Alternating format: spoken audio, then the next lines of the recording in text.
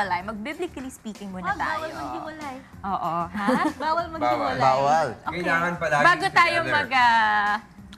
mag-disperse. Bago tayo gumawa ng mga Bagay-bagay.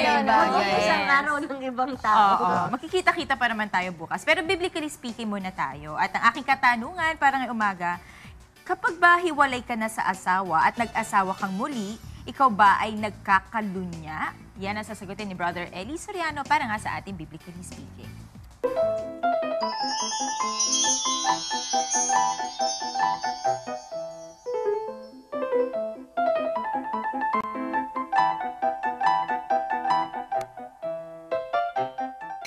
At tiyak na pangangalo niya yon, kapatid, kasi yung nakasulat doon sa Mateo 19, ganito ating mababasa sa 9. At sinasabi ko sa inyo, sino bang ihiwalay ang kanyang asawang babae, liban na kung sa pakikiapid at mag-asawa sa iba, ay nagkakasala ng pangangalo niya. At ang mag-asawa sa babaeng yaon na hiniwalayan ay nagkakasala ng pangangalo niya.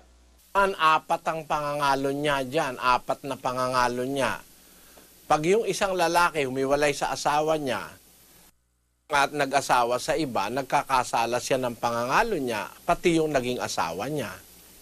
Ngayon, kung yung hiniwalayan, halimbawa kayo, mag-asawa naman kayo sa iba, nagkakasala rin kayo ng pangangalo niya, at yung mapapangasawa nyo, magkakasala rin ng pangangalo niya, magiging 4.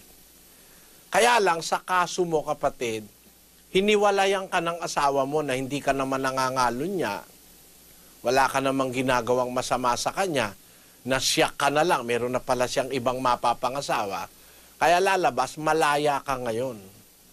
Lalo na nakakilala ka ng katwiran, labas malaya ka na ngayon. Magpasalamat ka't nahiwalay ka dun sa asawa mo. Buti na lang. Yun ang sagot ko sa'yo.